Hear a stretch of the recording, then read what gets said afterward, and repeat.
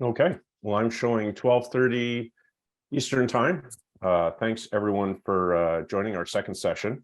Today's session is digital lab assistants, pairing up with scientists, I apologize, with modern technology. My name is Dale Seabrook. I'm the VP of Sales at CSols. I've been with the organization almost 8 years now and been doing this lab informatics thing for 25 plus. So everything from obviously a consultancy role these days, but also been in product, but during that time, primarily in the sales capacity. As far as the presentation today, a couple things I'd like to make people aware of. Hopefully you were prompted when you logged in to fill out a poll. So on the right-hand side, there is a polls tab. So if you could take some time to fill that out, we would certainly appreciate it. As well, there is a Q&A section. So if during the course of Jeroen's presentation you have some questions, please feel free to enter that information in there, and I'll make a point of passing those questions on to Jeroen at the end of his presentation. He'd be more than happy to take those for you. As well, there's a chat feature, so feel free to share ideas or perspectives amongst your colleagues on the call. And we will actually be selecting a random attendee who's been particularly active so that they'll qualify for a prize. So don't hold back, take advantage, and being as engaged as you're comfortable with. I guess to introduce this session again is about digital lab assistants. We brought in an expert, Jeroen de Haas, who I've actually had the pleasure of working with in the past. He is the head of product at LabTwin. He's been in business, he's a business solution professional, with over 25 years experience, very similar to me, in the software industry in various roles, everything from a programmer to a consultant and project manager, application specialist. He's been in sales and account management, and most recently, again, a senior product manager. He is pragmatic marketing certified as well. Jeroen has primarily worked in logistics and lab informatics space, things with order management, supply chain solutions, electronic custom declarations, and then a lot of the LIMS and lab informatics technologies you're familiar with. So LIMS, ELN, lab execution systems, as well as systems integration and validated environments and connecting laboratories to ERP systems like SAP.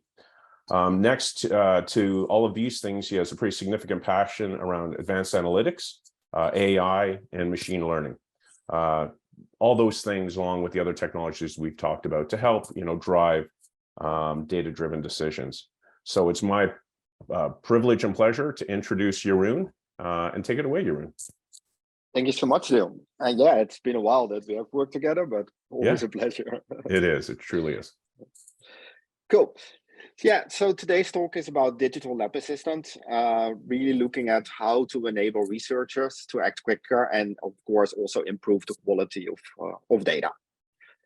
So when we start, of course, with thinking about digital assistants, we start always with the past state, right? We all know these notebooks where we have put in our weight tickets, other things that we have put into, scribbled on the notebooks, and so forth and so on. And that was where we started a number of years ago. And actually, some of the people are still like this. So with a digital assistant, this can really improve. But what is a digital lab assistant? And in order to take that back, we're going back, of course, to the laboratory assistant, right? We all know those persons that are responsible for helping the technologist and scientist during the lab test, standing next to us, making notes, processing samples, classifying the results, but most importantly, of course, recording the findings.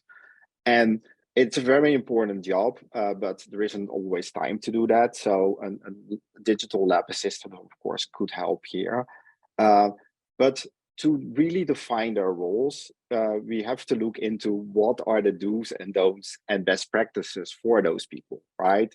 So the do's are really use your notebook, write in ink, explain the acronyms, attach all those loose notes.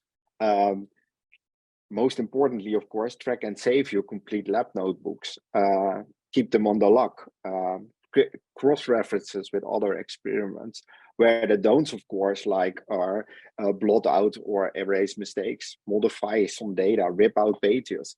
And a digital lab assistant, of course, can help you in all of those things.